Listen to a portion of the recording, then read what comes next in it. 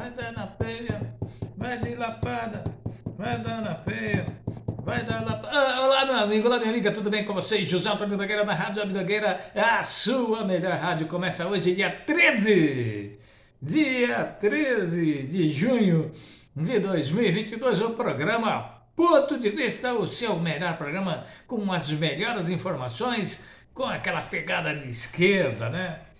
Para todo mundo aí, meus amigos esquerdistas, meus amigos bolsomínios, todos atentos aqui às informações da Rádio Abdogueira, aquela que muitas vezes traz a informação antes dos fatos ocorrerem. Nós já trazemos a informação, damos o ponto de vista para que você tenha o seu ponto de vista, ok? Mas vamos lá, meus amigos e minhas amigas, hoje, segunda-feira brava, para quem é trabalhador, para quem trabalha duro aí, né? Quem tem, eu sei de firmas, eu conheço empresas, firmas, que tem, os funcionários têm uma hora de intervalo lá no almoço, no jantar, né? Quem trabalha durante o dia ou quem trabalha à noite, mas uma hora de intervalo aí para as refeições, né? E eu conheço firmas que esse horário é de meia hora para intervalos e também conheço algumas aí, principalmente de serviços terceirizados, que não tem esse intervalo. Dizem os patrões que pagam aí por essa hora a mais trabalhada, dizem que pagam, mas não tem. Então a pessoa corre lá, se alimenta rapidinho e volta a trabalhar, né? Mas vamos então, falando nesse assunto de trabalho, dar aquela espiadinha na agenda do presidente Bolsonaro, que trabalha, como diz um amigo meu, né, daqui da cidade de Várzea Paulista, ele me disse anteontem, eu trabalho desde cedo, tal. Todo mundo tem que trabalhar? Claro, concordo. Todo mundo tem que trabalhar. Eu também trabalho desde moleque, desde 10 anos. Mas, e trabalho até hoje, que estou aí com 57 anos já. Mas, se eu não trabalhar, o salário não vem. Se o salário não vem, não tem como pagar as minhas contas. Sou eu que pago as minhas contas, né? Eu e a minha esposa aqui, é claro. Mas, se a gente não fizer isso, pode ser o presidente de direita, de esquerda, quem for, não vai vir aqui em casa me dar um dinheiro, tal. Não é assim que a banda toca. Isso aí é narrativa para confundir algumas pessoas, né?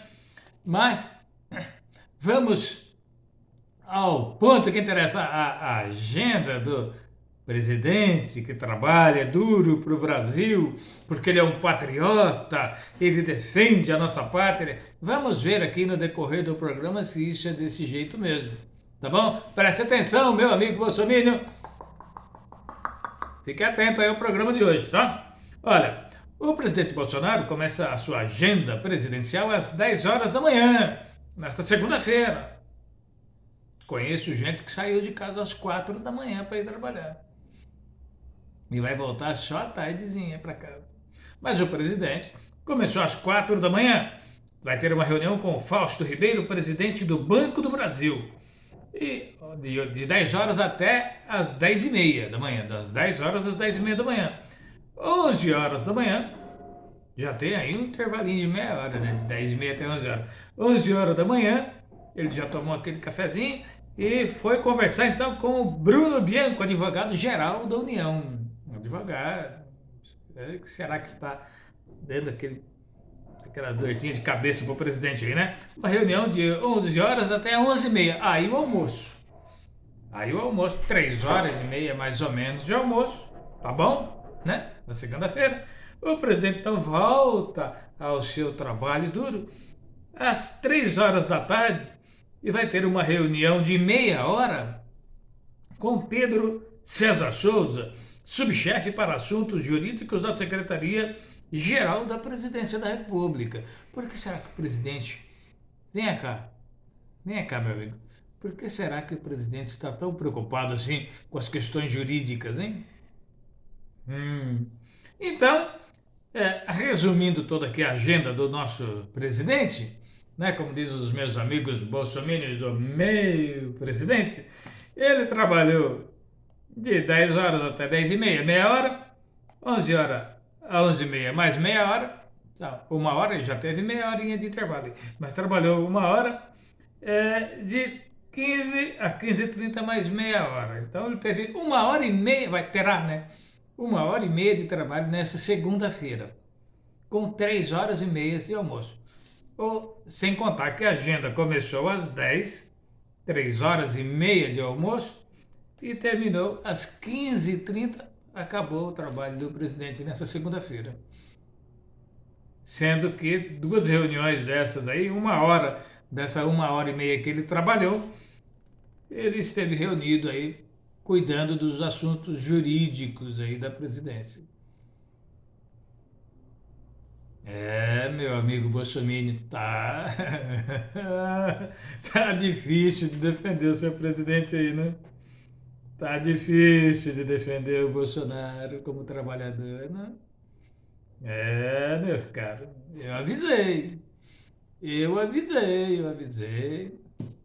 Tá? Mas vamos ver aqui uma notícia agora, então, entrando aqui nos assuntos pertinentes ao programa Ponto de Vista, né? Já formando a sua opinião aí sobre esses assuntos.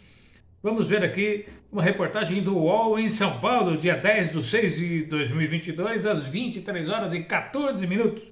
Nessa precisão que a Rádio da Minhogueira traz para você.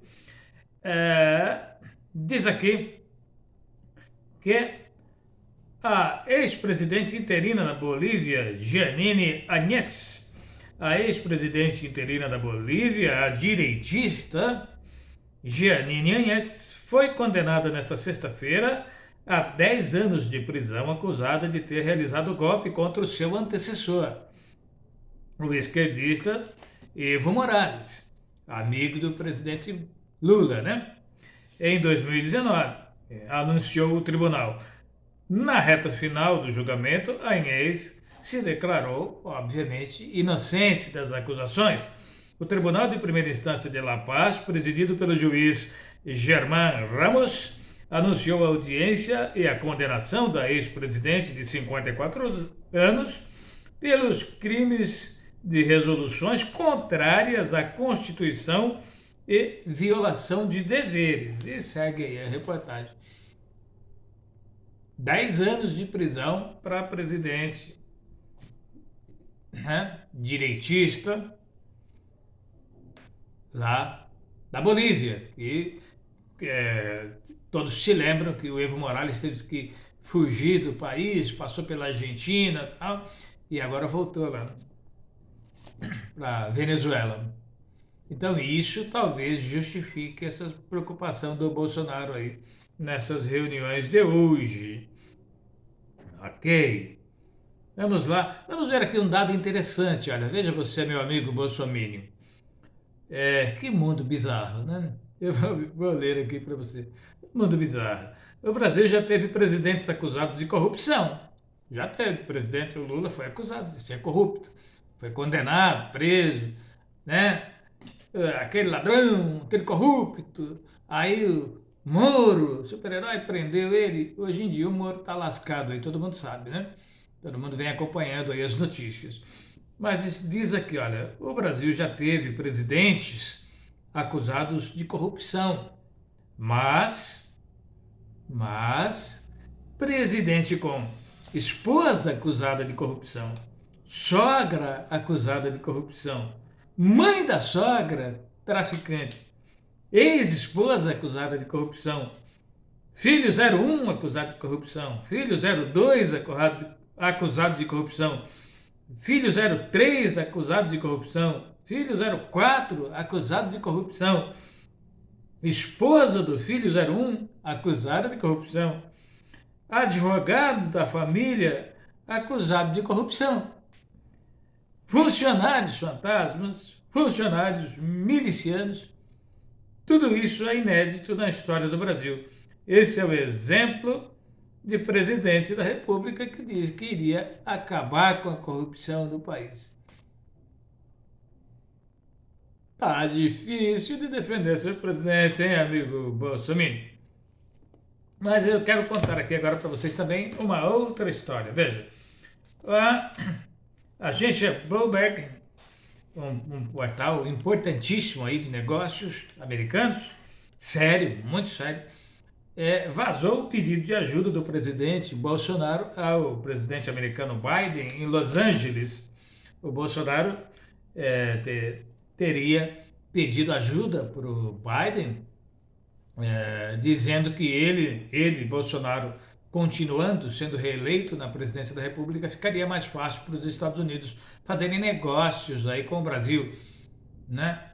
O Biden, obviamente, inteligente que desconversou, mudou de assunto. Olha, vamos falar do Corinthians, vamos falar do campeonato aí, né? Desconversou do assunto e tal, e não quis se meter nessa confusão, porque ele sabe que isso lá nos Estados Unidos é complicado. O Donald Trump sofreu impeachment, não chegou a perder o cargo, mas todo mundo se lembra que ele sofreu 2 impeachments, na verdade, mas sofreu um impeachment por conta de uma manobra semelhante a essa, quando ele pediu ajuda, lá o Trump, enquanto presidente da República, pediu ajuda para o presidente da Ucrânia, o Zelensky, para que o Zelensky ajudasse ele a vencer as eleições nos Estados Unidos, né? Pedindo lá informações sobre o filho do presidente Joe Biden, que era um rapaz que tinha um cargo importante lá na Ucrânia.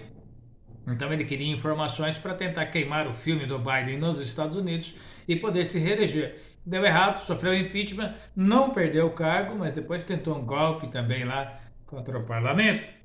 Então, o presidente Bolsonaro foi fazer a mesma coisa, foi pedir ajuda para o Trump, para o Biden, nessa reunião, dizendo, olha, fica mais fácil para vocês fazerem negócios lá no Brasil, né? Podem fazer negócios no Brasil mais vantajosos para vocês. Vejam vocês, o Lula é de esquerda, o Lula ele vai cobrar os preços justos com as coisas, vocês vão ter que negociar de maneira justa, mas comigo o negócio vai ser mais fácil. Agora, vejam vocês aqui, isso pode caracterizar o crime de lesa pátria, segundo alguns aí estudiosos aí da advocacia, né, advogados, de professores de advocacia. Dizem que isso pode perfeitamente caracterizar um crime de lesa pátria e pode levar ao impeachment. Não vai levar ao impeachment porque todo mundo sabe que o Bolsonaro tem na mão aí tanto a Câmara como o Senado. Isso não passa de jeito nenhum o impeachment, principalmente agora, 4 meses aí das eleições. Mas o Trump lá nos Estados Unidos sofreu, como eu disse a vocês. Então, o Bolsonaro, ele está forçando a mão, será, para tentar passar por um impeachment também? Interrogação, como diria o Avalone, né? Saudoso Avalone dos esportes aí, né? Ou ele quer fazer o Biden passar por um processo de impeachment como passou o Trump, e o Biden, ligeiramente percebendo, já desconversou do assunto. Tá? O que seria o caso?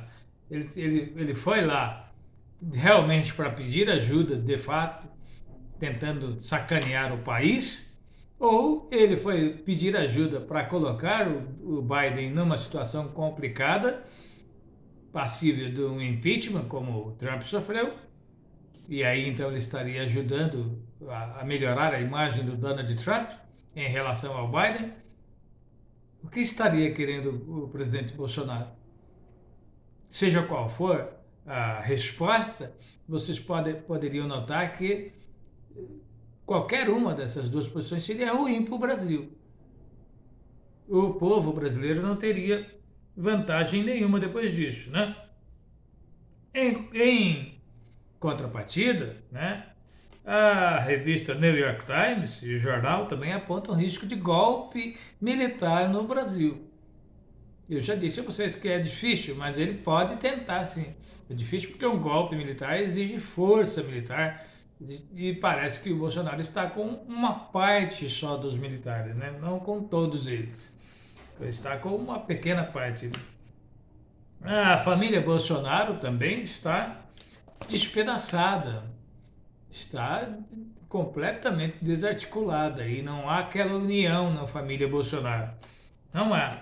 vocês vejam que a Michele, esposa número 03 do Bolsonaro, não quer participar da campanha política dele. Se recusou a gravar, porque era importante que ela participasse da campanha, porque o pessoal da campanha do Bolsonaro, eles acham que a Michele, por se dizer evangélica e por ser mulher, obviamente, poderia então cativar e ganhar votos das mulheres e das evangélicas para o Bolsonaro.